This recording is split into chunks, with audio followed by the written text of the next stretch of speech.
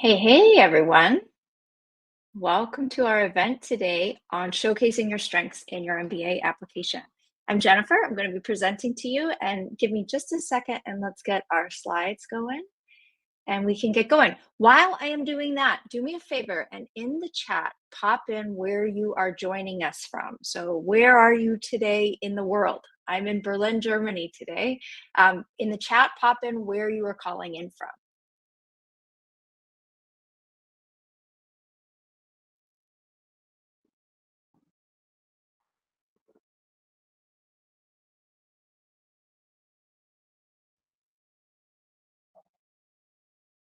Cool. So I see we've got Amin calling from New York. Stephen is in DC. Christopher's in Colorado Springs. Adil is in New Jersey. Erica's in Dallas. David's in Mexico City. Catherine's in Zimbabwe. All right, we're getting multiple countries, multiple cities going on here. I'm Jennifer Postrager. I've been an MBA coach for the past 12 years. So I'm based in Berlin, although previously I've lived in Paris. And as you can probably hear in my voice, I'm originally from the United States. So we will go ahead and get started. I know some more people may be joining us, but Leland records these events for us. So if something happens and you do have to drop off the call or take care of something else, do know that there will be a recording coming. Sometimes it takes a few days for us to get that recording and be able to send it on to you. But there will be a recording coming. And so we're planning to go for about an hour. I've got plenty of content for you, but then some time for question and answer at the end. So let's dig on into it. So here's a little bit of a view of what we're going to be talking about today. I'll tell you a little bit more about my own background, and that includes a little bit of admissions committee experience. So then we'll talk about what are admissions committees looking for, because I think this conversation can help frame when we're thinking about how you want to present yourself, what's important to highlight. I'll give you some insight into my own experience as well as my years of experience working with MBA candidates for top business schools.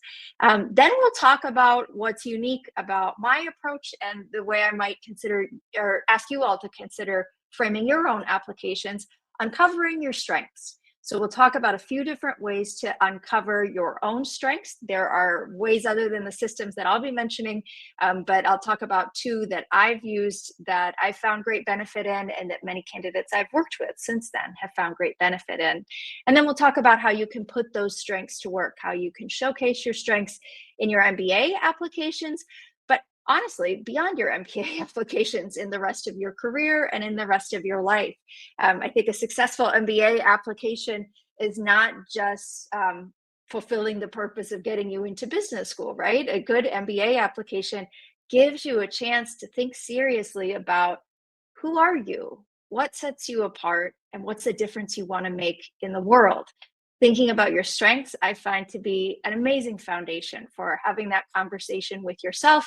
And if you do choose to work with a coach, that gives us some really meaty stuff to talk about so that this benefits you by achieving the goal that you might have right now of getting into an excellent business school, top MBA program, but also benefits you in the future as you fine tune your impact and your focus in your career.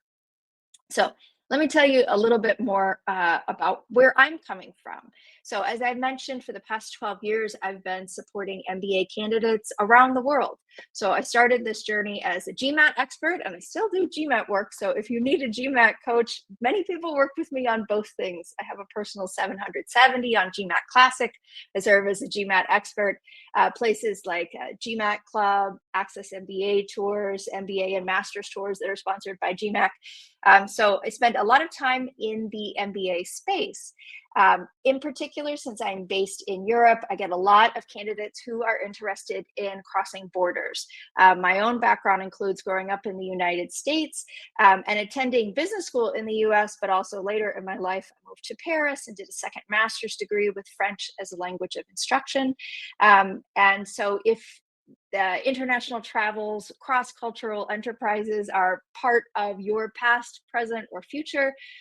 Very often those kinds of goals or perspectives bring people to work with me, because I really enjoy working with people who are interested in crossing borders or working cross-culturally.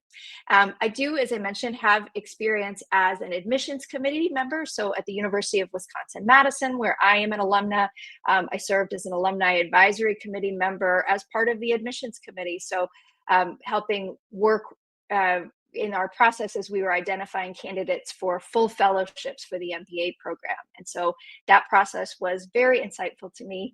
And I use it now regularly as I think about what makes an applicant stand out, and also what makes an otherwise very well qualified applicant sometimes get moved to the not this time pile.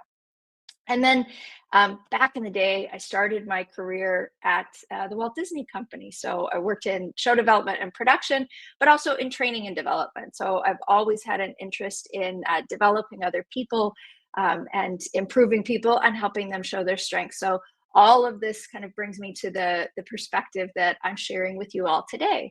And as a thank you for attending the event, you'll see there's a discount code on the screen that you can get $150 off any package that you book with me before the 4th of July.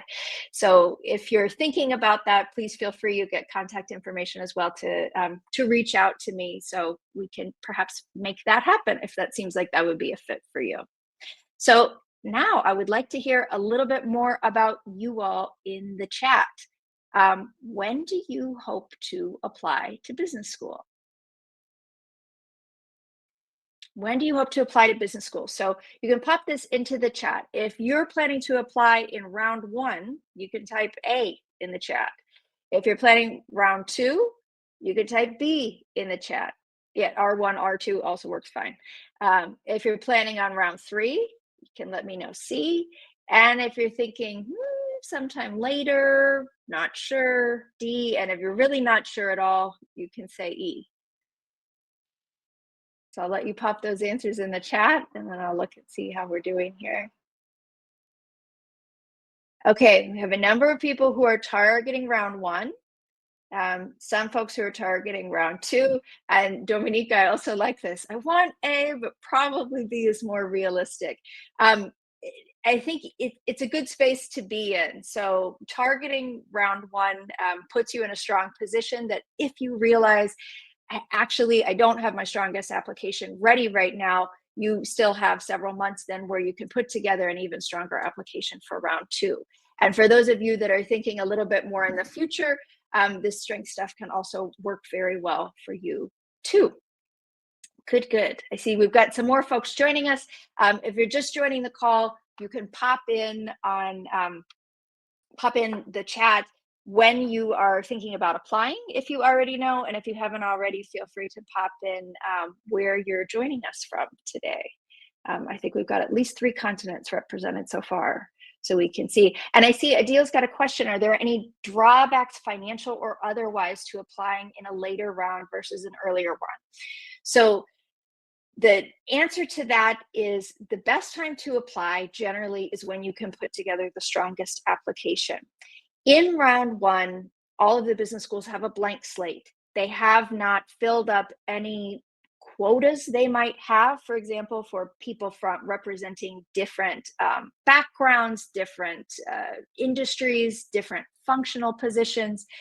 So particularly for candidates who are applying from a background that is often overrepresented in the MBA applicant pool, and usually by that we mean consulting, so management consulting, and several different areas of finance. So whether that's investment banking, private equity, or other areas of finance, those positions or those backgrounds tend to be overrepresented in an MBA applicant pool because those industries, in many cases, demand an MBA for you to continue to advance.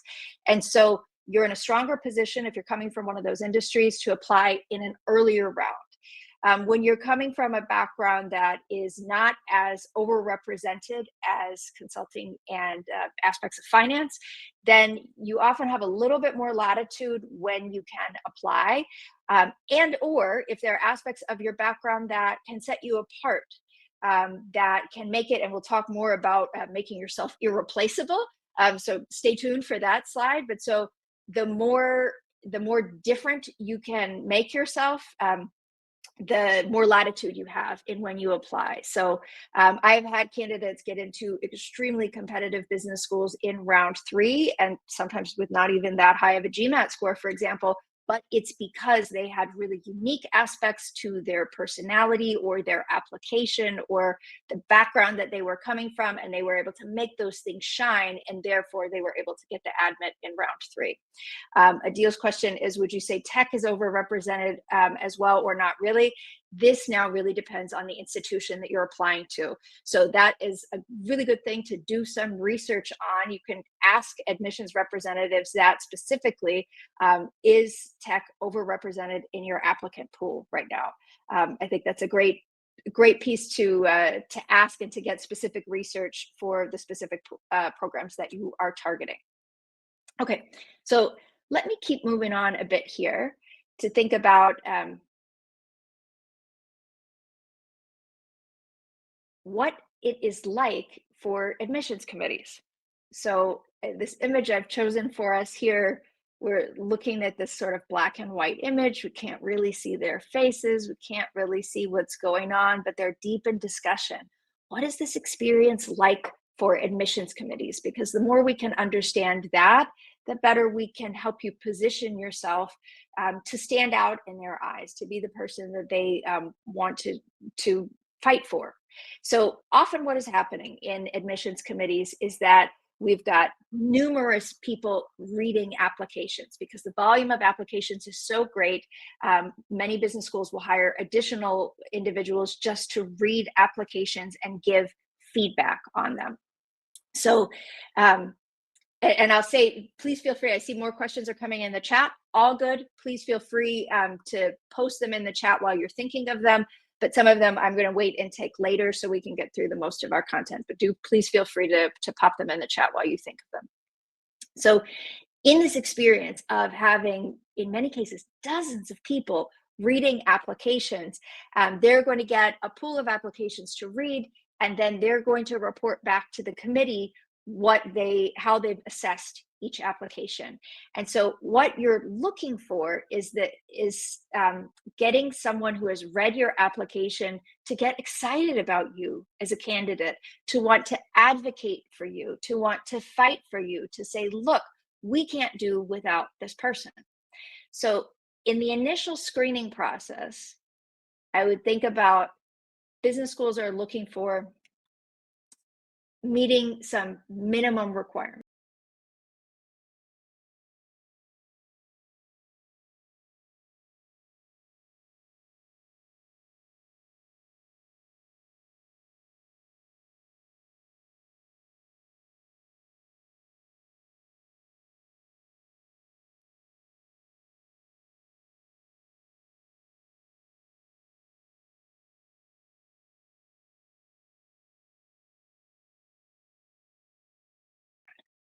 Thank you. Thanks, Amin. Sorry about that. 3 things that they're looking for at a minimum. Are you prepared to benefit from an MBA? And by prepared to benefit, we mean, are you ready to succeed in the classroom? Are you ready to participate actively in the classroom? Are you intellectually curious? Do you display that you want to know more, that you need to gain more information?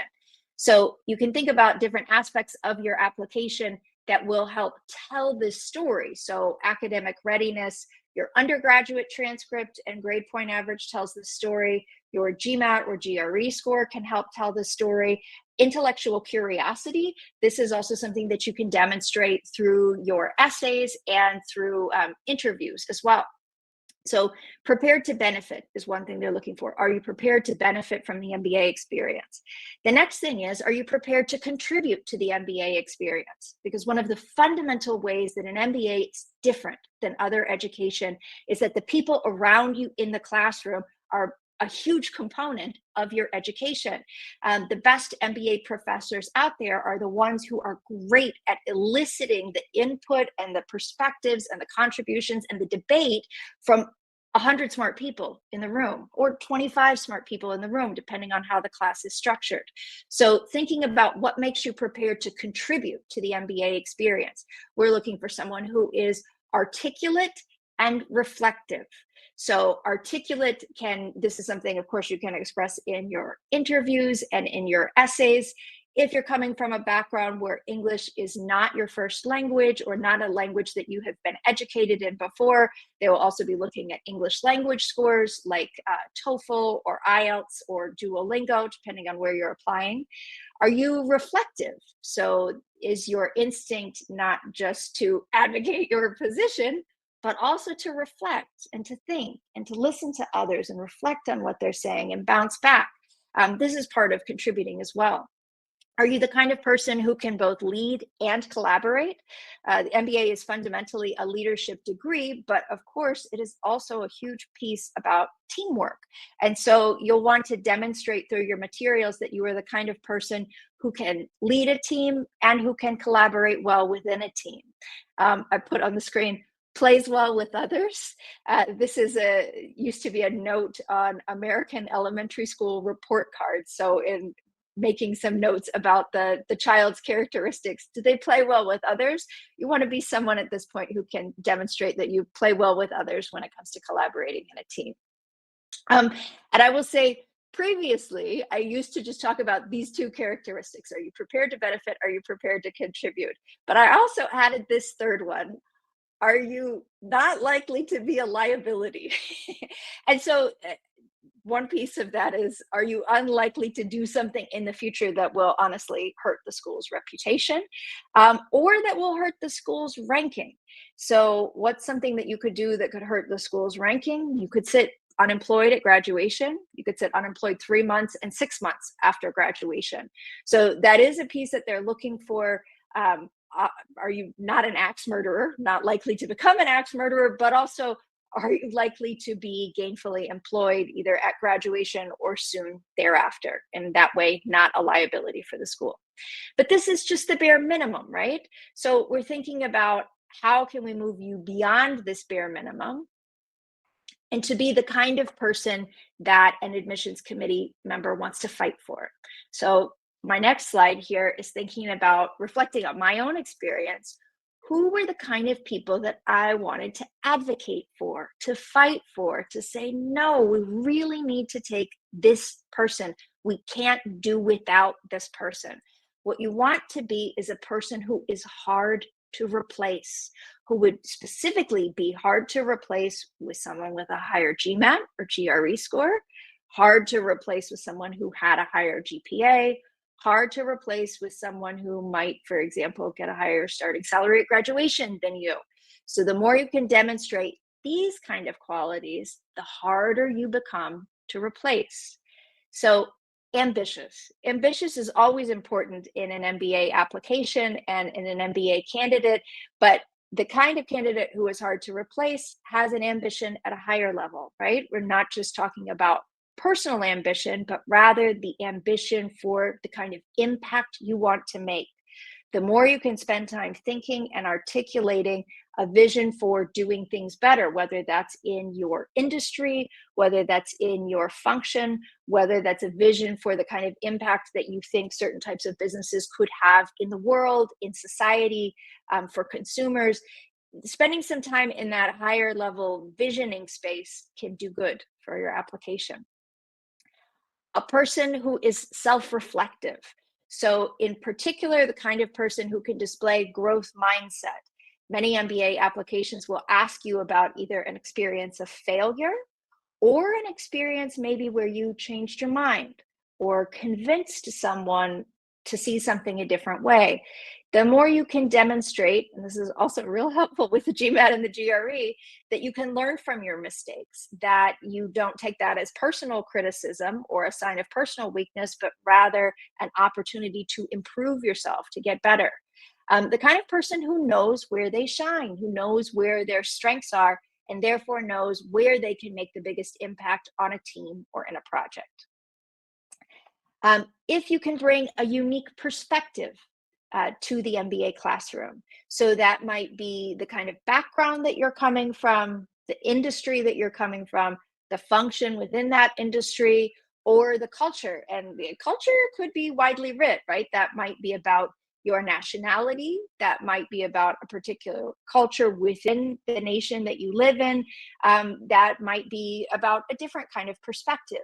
But the more you can communicate that you have a unique perspective, the harder you are to replace. The other piece I should mention in that too is experience working across cultures, across multiple cultures. So I also find hard to replace a person that I would consider 2-for-1. So say we've got an outstanding engineer who has also got 5 years of experience working across 4 different continents. Those aren't always two things I see in the same package. And so if I get this one person who is demonstrating this, I think of this as kind of a 2-for-1. Or let's say we have someone who's excellent as an analyst. Most of their experience at work is this individual contributor, analyst type function. But outside of work, outside of their paid endeavors, they've also had this hobby of taking people on expeditions in the mountains, taking people either climbing or backpacking or camping. So we've got this leadership perspective dealing with the unknown. And that's a really nice complement to what we know already from the CV, for example, talking about the person's competence as an analyst. So you can make yourself harder to replace by showing your ambition, your self-reflection, the aspects where you have a unique perspective, and to the extent that you might be able to represent one of these 2-for-1 kind of perspectives. This is what I consider someone who, the American idiom here is punches above their weight. So it's an idiom that comes from boxing, where usually people are matched up because they're in the same weight class, but someone who might be a lightweight but punches like a stronger weight. This is the kind of person that we're looking for, where they're able to make a bigger impact than others who share many similar characteristics to them.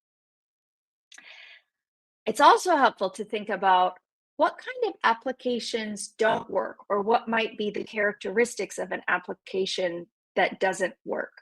And for this, take a second and tell me in the chat, what might you predict? What could be a characteristic of an MBA application that doesn't work, that's unlikely to win acceptance? So let's say we've got someone who's at least decently qualified, that they have a GMAT score at the median, and that they at least meet the basic requirements in terms of work experience. So I'm open to your, I see we've got a couple suggestions already in the chat. I'm open to your ideas about what doesn't work. What doesn't work?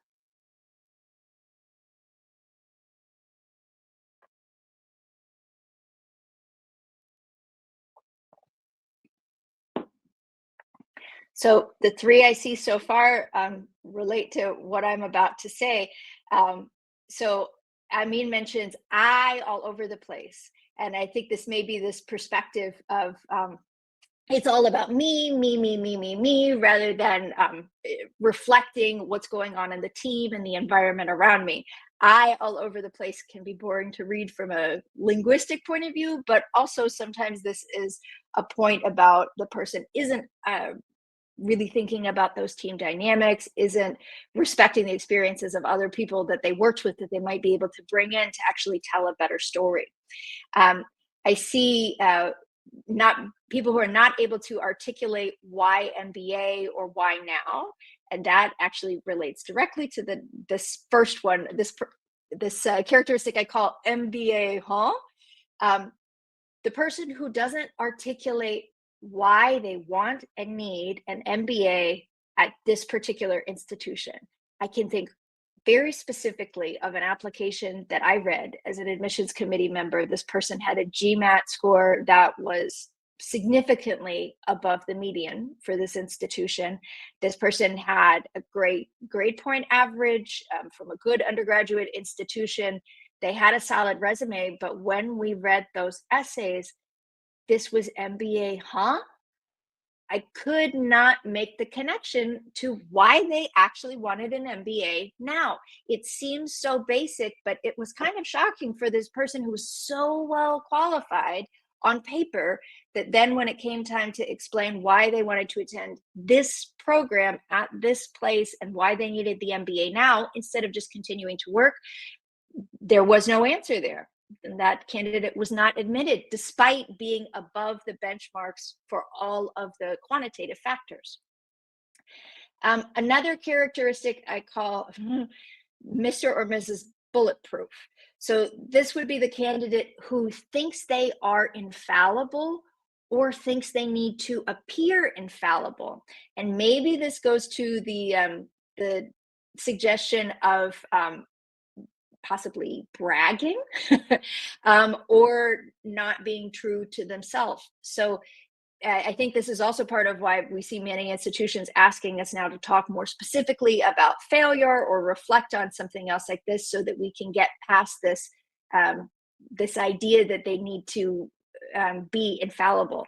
The admissions committee is not looking for perfection, and in fact, a person who's made some mistakes but demonstrated that they are able to learn from them and not be wounded for life by them, not be mortally offended by the fact that they made a mistake. This kind of person is a person who can take on greater leadership roles.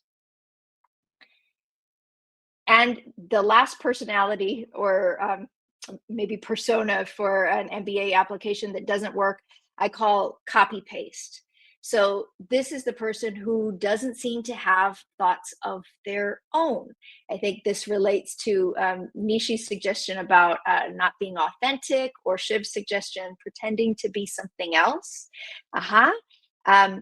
This is particularly dangerous now in the era of ChatGPT and other chatbots.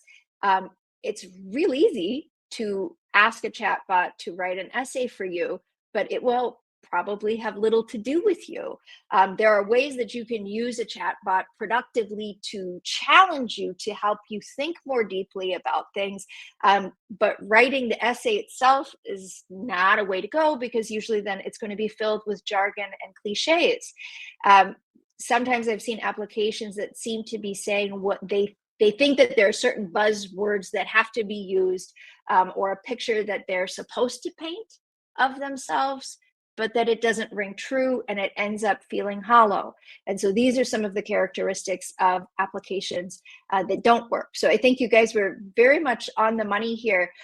Miriam also made the point about precise plans after your MBA. I think I would tie that back to the MBA, like, why do I need this MBA and what do I plan to do with it afterward?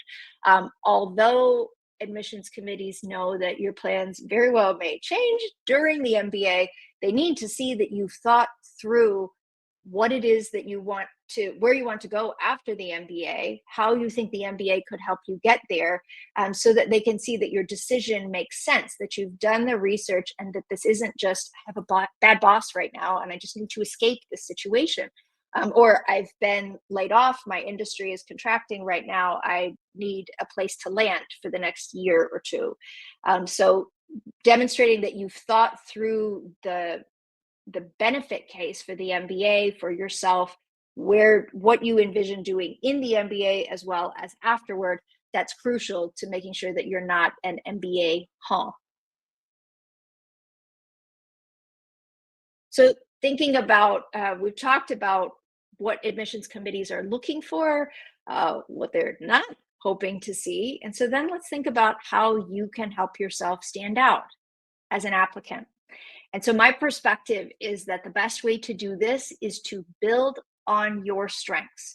By building on your strengths, you can turbocharge your application and also your career.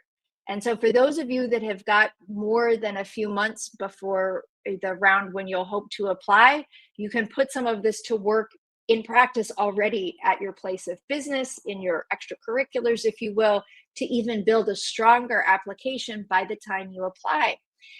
For those of you who are planning on applying in round one, there's still a lot of good work you can do with these strengths to be able to craft your application and think about which stories you want to tell. So first, we're going to talk about how you can understand your strengths and understand where you shine. There's two techniques or systems that I like to use, and those are Clifton Strengths and the Reflected Best Self exercise. We'll talk about both of those in a moment. But understanding what your strengths are is just the beginning. You want to make sure you use your strengths, and this AMAP is as much as possible. The usual ASAP, as soon as possible, but this is as much as possible. The more you can be working in your areas of strength in and out of work, right? You may discover through one of these processes you have strengths that your current role doesn't fully allow you to express. You can do some good thinking about, okay, how might I be able to express those things outside of work? Are there volunteer commitments where I could express these strengths?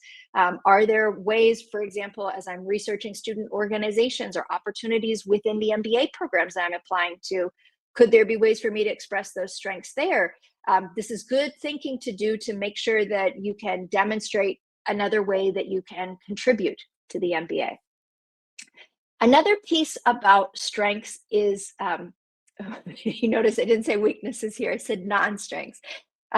You will find in this process, particularly in Clifton Strengths, you get this ranking of their 34 strengths in your particular order. And so there will be some that are low on the list. So you don't need to ignore your weaknesses or non-strengths, and you also don't need to feel guilty about them. But in the process of not ignoring them, you need to do something about them. Usually that doesn't mean, oh, try to become a different person who has flipped their strengths roster all around. Usually what this means is you need to find teammates who have those strengths. So this is something that you can do in the MBA. This may be something that you will realize you have actually instinctively already done on projects that worked well, that you found teammates who had different strengths. This is also something you can think about expressing in your application to the extent that it makes sense as you tell stories about yourself on a team, or as you're brainstorming about stories you might tell during your interviews, for example. This can be a really good one to think about. Were there times that you actually sought out partnering with people who had strengths that were different from your own, because it makes a better team, because it makes you all more actually bulletproof in a way. And then finally, we'll talk about showcasing your strengths throughout your MBA application and some of the specific ways that you can do that. So thinking about these tools that I mentioned for understanding your strengths, the two that I recommend and most like to use, and that I also use with candidates that I work with on Leland, are Clifton Strengths and the Reflected Best Self exercise. Is there anybody in the group who's already done one of these? If you have, pop it in the chat. Has anybody done Clifton Strengths or the Reflected Best Self exercise?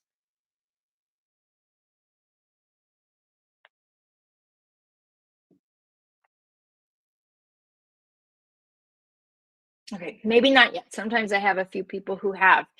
There are a number of Fortune 100 companies that use Clifton Strengths. Nishi's into checking it out. Very cool. There are a number of large companies that use Clifton Strengths. Many universities actually now are implementing Clifton Strengths for their undergraduates as well as some of their graduate population. So I often run into people who have at least done the strengths inventory before. But so this is a program that is administered by the Gallup organization. So outstanding marketing research organization. Clifton Strengths used to be known as Strengths Finder, and then they renamed it Clifton Strengths after Don Clifton, the man who created it. And so Don Clifton was known to many people as basically the forefather of the positive psychology movement, which is now we see having a huge impact at business schools like Wharton and University of Michigan Ross Business School. Positive psychology is a big piece of the leadership training there. In Clifton Strengths, you complete a questionnaire that takes about an hour, and then you get this ranking of 34 strengths within 4 different domains. Those domains are executing, influencing, relationship building, and strategic thinking. So then by going through those strengths in more detail, and so within each of those 4 domains, there are a number of strengths. By going through those results and reflecting on them and talking about them, very often you'll recognize, aha, that's why I was successful in this particular project, or that is something people always look to me to do. Then you can think about how you can calibrate your work to use your strengths more often, that you can volunteer to use them. Um, the other assessment that I really like to use is less quantitative and very qualitative, and this is the reflected best self exercise. This one actually was developed at University of Michigan Ross Business School as a tool for MBA students. And so at Ross, they still have MBA candidates do this as part of the leadership class, because it is so very insightful for understanding how you can make your best and biggest impact. What the reflected best self exercise is, it asks you to gather stories of you at your best. So you reach out to individuals, and so it's not just people at work. So sometimes we're used to getting, say, 360-degree feedback from people that we work with, but it's not just people at work. You can also reach out to people that you've worked with in community organizations, former classmates from your previous studies. You can even reach out to family members if you think they might be able to have insight in this area.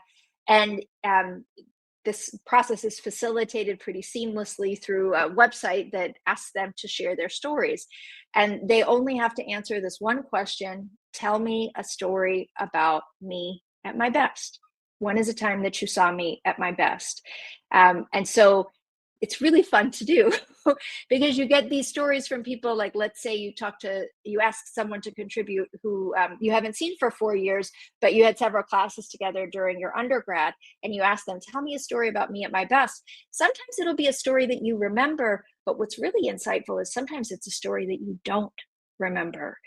Sometimes when you're working at your best, it's like water to you. It doesn't strike you as anything hard or amazing.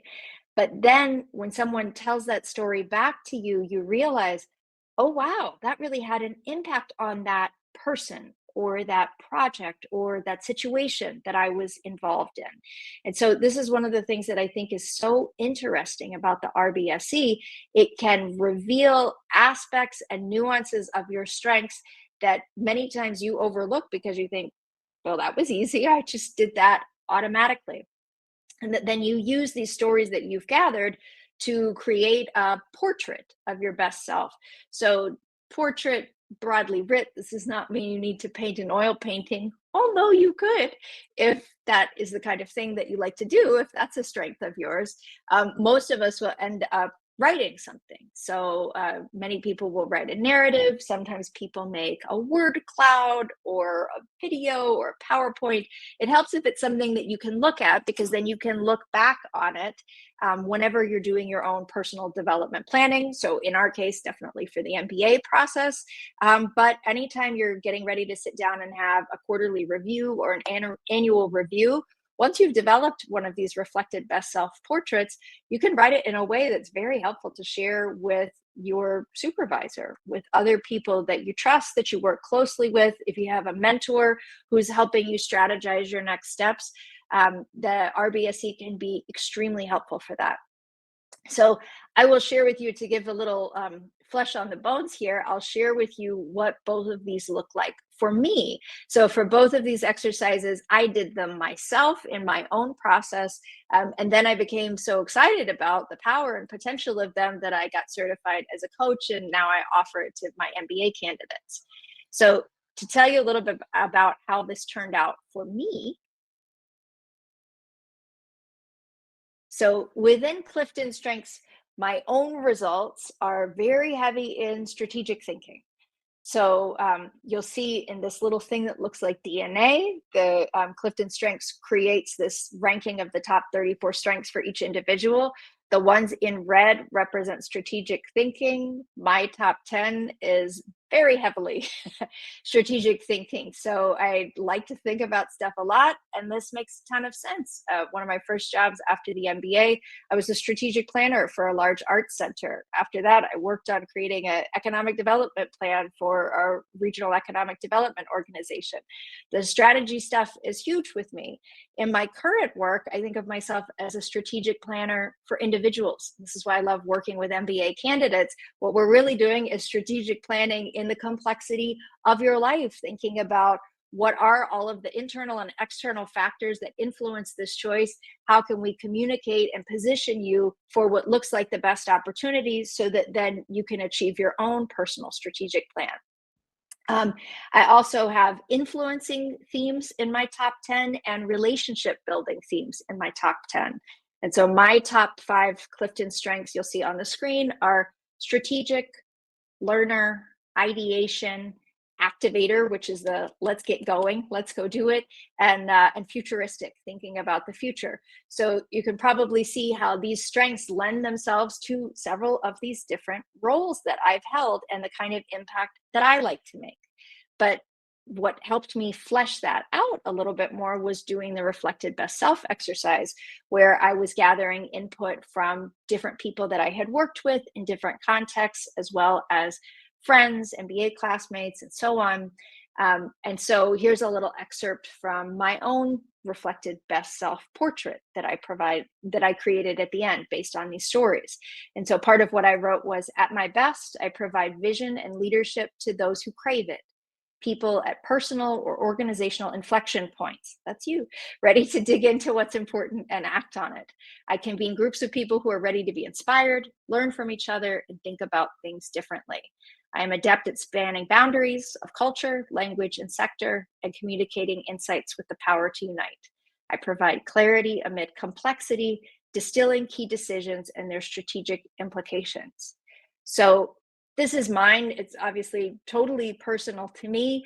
And there are many different ways that you could write a portrait, but I think maybe you can start to see some of the connection between the Clifton strengths as we think about what are different strengths that everyone has, but what's really coming to the top for me. And then how, through the stories that I've collected of impact that people have told me that I have had either on them, on situations, places where they witnessed me doing things, this really helped me flesh out this portrait of how I am at my best, whether that's working, whether that's working in the community, or whether that's making an impact even, within my family or friends, that kind of thing. So this gives you a little bit of a sense. We've got the quantitative with the Clifton strengths in terms of ranking and sorting those strengths that everyone has, and then the more qualitative with input from people who actually know you in different ways through the reflected best self exercise. So let's think about, once you get that kind of input, once you get that kind of insight into yourself, then you want to, as I mentioned, you want to make sure you use that, right? Once you have unlocked kind of the secret about, like, man, I'm gold here, this is where I can really make an impact. You want to try to see, how can I make more of that impact more often? Are there projects at work that I could volunteer for where I would be able to showcase my strengths? Are there ways that I can think about the impact I've had? And sometimes, honestly, reading these stories from people who contribute to your RBSE will bring to mind stories that you had forgotten that you might be able to tell in your MBA application materials, in the interview process, or just that strengthen your own understanding of yourself. We talked about this idea of finding teammates that have different strengths. And then what we want to make sure you're able to do is to showcase those strengths throughout your MBA application. So let's think about where those things can show up specifically in your MBA application. So in your resume or CV, thinking about the language that you use. So you don't necessarily need to say, my top 5 Clifton strengths are these 5 things. unless you are applying to a program that you know is really hot on that. But what you can do is, in knowing that you have these top 5 strengths, think about how can you make sure you are displaying those in the language that's in your CV. When you talk about what you accomplished in different positions, does it put forth your strengths? It can be a really nice way of jogging your memory, like, oh yeah, I did use my strategic thinking skills there. And so not just saying I have strategic thinking skills, but thinking about how did that play out in that project? How was I able to display that? In your short and long-term goals, this is where the reflected best self exercise can really help you get more concrete in your short and long-term goals, because you can think about what are the circumstances where I am able to be at my best and to make an impact, and how could I envision that playing out right after the MBA, 5 years after the MBA, 10 years and beyond after the MBA. I think the RBSE reflected best self exercise is especially helpful for articulating those goals. As we've mentioned, this can also help you think about stories that showcase your impact.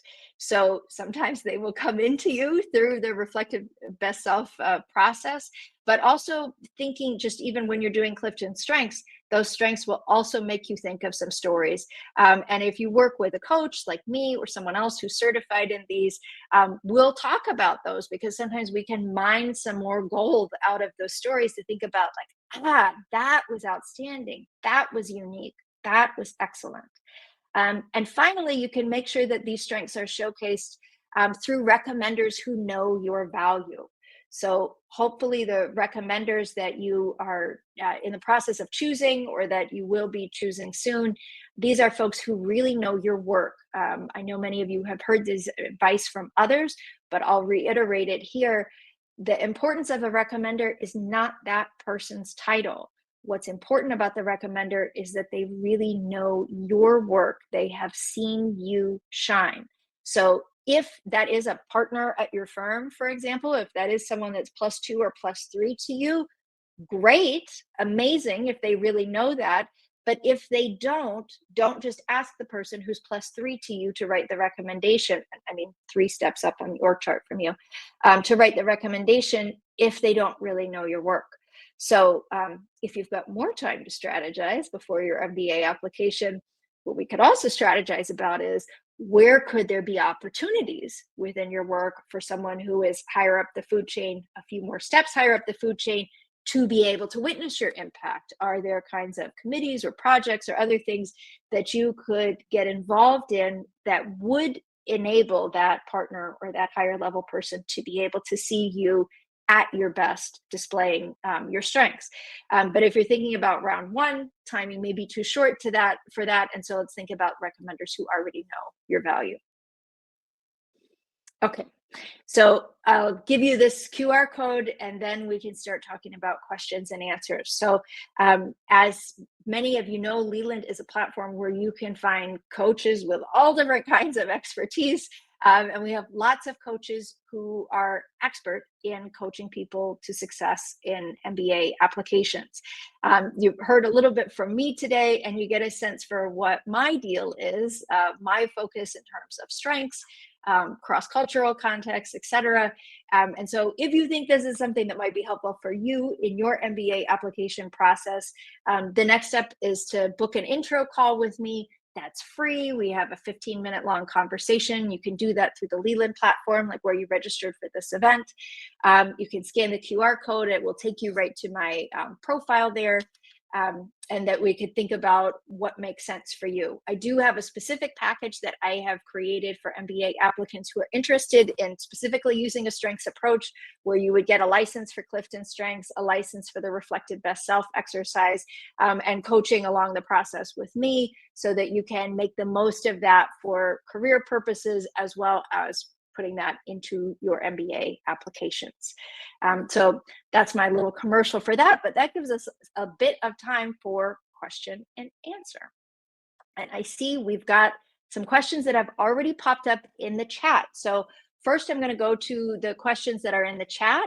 And for the rest of you, while you are listening, if you're thinking about, you've got your own questions, please feel free to pop those in the chat as well. So let me start. I think there was one more question that came up earlier. Okay, so Nishi asked, would you recommend getting an MBA if you're trying to get into investment banking but already have finance working experience? So yes, it can work if your current finance experience is pretty different. If getting into IB feels like a dramatic pivot for you, what can be especially helpful is to think about where could you envision yourself wanting to go within IB, and looking at how did people get there? Do you know people, for example, from your current company or current function who have been able to make that transition without an MBA? And if so, how did they do it? Otherwise, I think for many of them, you will find that an MBA was a hop along the way. But so that's the way I would think about researching that, Nishi, is thinking about what can I learn about people who have made that transition without an MBA? Can I find examples of that? LinkedIn is always a great reverse research source in terms of looking at people in firms that you'd like to work for. Where did they come from before? How did they get there? I think in many cases, you will find that an MBA was part of that process, but not all. I'm going to come down to the more recent questions. Okay, Nishi asks, how much should I focus on strengths that relate to business versus personal growth or values? This is a good question, and a lot of this depends on where you're applying. So if you're applying to Stanford GSB, many of you know, if you've already looked at those questions, there's a lot about personal growth and personal values. The what matters most essay question is a perfect example of that, where they're really asking you to dig deep into your personal values and communicate that in a way that does not necessarily have to relate directly to business, but that it shapes who you are as a leader, as a decision maker, as a person making impact in the world, hopefully making ethical impact in the world. So if you are applying to a place like Stanford GSB, if you are applying to, I would also think about Michigan Ross, if you are applying to a place that's really teamwork oriented, like Duke, Fuqua, or IESE in Spain, I would think about their using that like interpersonal dynamic as something that you would want to highlight, that you're able to fit into their culture and that you have strengths that relate to this.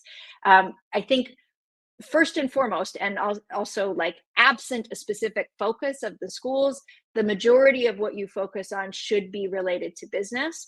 But that personal growth and interpersonal skills are a big way of how you show up as a leader. This is something, honestly, like I learned about myself through the RBSE process, that I had people that I had, like when I was applying, I had not had any formal leadership experience, but I had, for example, supervised interns. And I got feedback from interns to say, like, the way I gave them feedback, like one specific example, this person was doing a program where I really was asked to give them constructive criticism at the end of the internship, which is not something I would have done automatically. But in the RBSE stories, it came back that the student really appreciated that I did that. And so it played into, I would say, maybe making a more three-dimensional picture of myself in a leader in a way that I didn't think I had. I didn't necessarily realize I had leadership and coaching skills at that time to talk about. So I hope some of that is helpful, Nishi. Adil asks, what if you're still in college and you don't have any strong recommenders that know you besides friends and family? Adil, really good question. I would say you need to work on developing those. It's possible to have a friend write a recommendation for you if I can think of only like 5% of cases where this would work, where let's say you had like co-founded a startup with them, that would be a case where a friend could write a recommendation for you. But if you're still in college and you're thinking ahead to MBA applications, I would think about where can you make some of those those relationships for people who can recommend you in the future?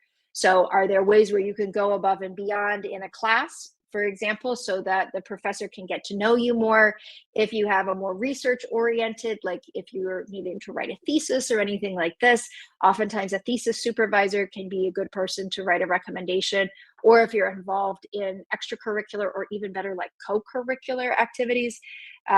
Like for example, when I was in undergrad, I was involved in our student chapter of the American Marketing Association. And so the professor sponsor of that activity was a natural person to ask to write my recommendation, because she had seen me in that context and I had made an impact. So I think ideally your task right now is build these relationships so that you can have recommenders that are not friends and family, because that will be crucial. If you're applying while you're still in college, like for example, for a deferred MBA program, it would be possible to have two professor recommendations, but it's usually stronger to have one academic and one professional recommendations. Christopher's question. I'm looking to apply to a handful of programs, and I noticed some programs list the GMAC Common Letter of Recommendation. Is this one that can be resubmitted with each program, or how does that work? Is it preferable to have tailored LORs per school instead of the Common Letter of Recommendation? So to the extent that you can have tailored letters of recommendation for each school, that is nice. That can be excellent. However, if that's not a possibility with the way that they're working this, I think a common letter of recommendation still, especially if it's highlighting your strengths, if it is telling specific stories, those kinds of things can be authentic and make you stand out to a number of different business schools. It isn't necessarily required that you need to tell a different story for Duke than you do to Wharton, than you do to Texas McCombs, for example. That can still work well as long as that recommender, really knows you. The times when it can be nice to be more tailored is if your recommender is an alum of the school. That's helpful, particularly if they're an alum of the MBA program. That's not going to be a magic wand on your application, obviously, but that can be particularly helpful, because then the recommender can and should address the fact that they're an alum and that they understand what that student experience is and what the MBA expectations are. Samuel is asking, does it make sense to apply for an MBA while running a startup?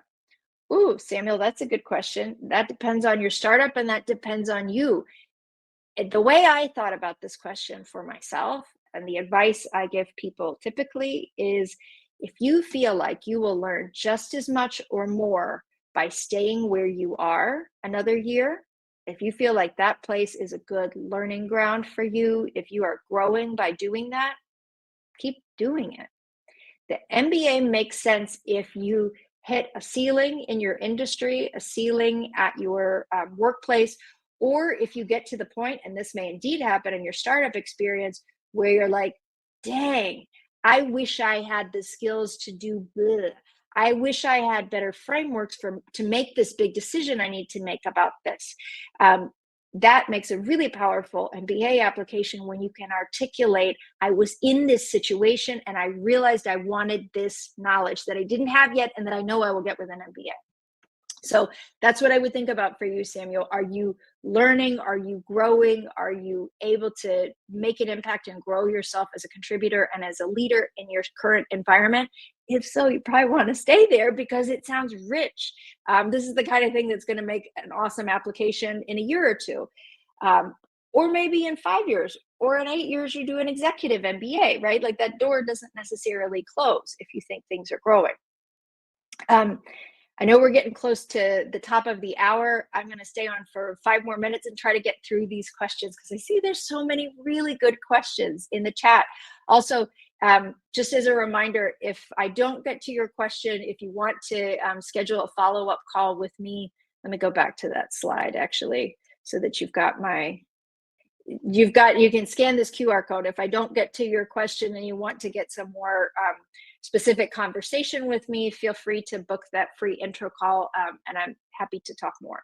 Dominique asks, do you think it's possible to get all adcoms to get over a poor GPA with a strong story, or will top schools still deny you in the first sweep? Okay, so Dominique, exactly, this goes to what we were talking about at the beginning. Are you prepared to benefit from the MBA? If you have a poor GPA, there's a lot of things we could think about what's going on with a poor GPA. Is it poor because you did poorly at the beginning and then you got better on your way? You figured out what the expectations were. Was there some sort of hardship, whether that was, a death in the family, depression, other kinds of things? Like, you can put context around a poor GPA, but if there is a poor GPA, this puts, honestly, more pressure on your test scores and your ability to prove through the work that you've done so far that you've got academic chops. Very often, quant chops is what they're worried about. So I think the story is only going to help them understand what was going on with that poor GPA, but they're still going to have this question: are you able to keep up in the MBA classroom? Are you able to keep up in finance, really specifically in finance? And so for that, then they're going to really be looking at that GMAT and GRE score. So, or any other evidence that you can put in about your quantitative chops. So that's something I would really think about in your position. Okay, Josh is asking, experience in global revenue and sales operations and trying to find a program that fits me well. I haven't found many that are strong in this area. Oh, that's a good question, Josh. And to be honest, it's not like you're bad at research. Right now, off the top of my head, they're not programs that jump out to me for this. So what I would think about for you is the same like LinkedIn research that we were talking about earlier. Think about where you might like to be after an MBA, and go hunt for who's got that position now. So who's in those positions, who's in those firms, and look back, where did they get their MBA? You might be able to reach out to them to get more details, but very often looking at where those people came from, what that path was for them, could be helpful for you. Sarah asks, is it okay if our brand story, like Stanford, what matters to you and why, is very similar to our undergrad common app story? That's a good question, Sarah. So I would think about,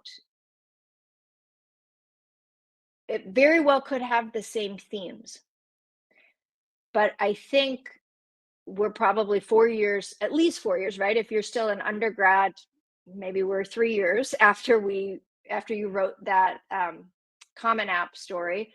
But if you've been out and working, it may be more than 3 years. In any case, I definitely wouldn't use the same essay, because it would be an extraordinarily rare 17-year-old writing a common app essay that could use that same essay at Stanford. What matters to you and why? So I think the shorter answer to that is you could use the same theme, but I would look at it totally fresh and new today with the eyes that you have today and the experience that you have today. Oh, we actually got through all of the questions. That's amazing. Thank you guys so much. This is actually the first time I presented this particular event for Leland. So you all had fantastic questions. I'm really glad you were here with me. If you are looking for a coach to support you in the process, you know how to get a hold of me. If you have friends who are looking for a coach to support them in the process, or if you just want to explore more about this whole strengths thing, even independent of the MBA process, I love talking about this stuff. You can tell. I think it's really interesting as we all figure out like what our own superpowers are and how we can unleash that on the world in a really positive way. So please do reach out. Please keep in touch. I would love to hear from you. When we close this, usually a little thing pops up from Leland and asks like, was this a decent session? If you don't mind leaving me 5 stars, if you found it actually helpful, that's very helpful for me as well, because that lets other people see that it's a good thing. So with that, I will say thank you so much. Enjoy the rest of your day, your evening, and take very good care. Bye-bye.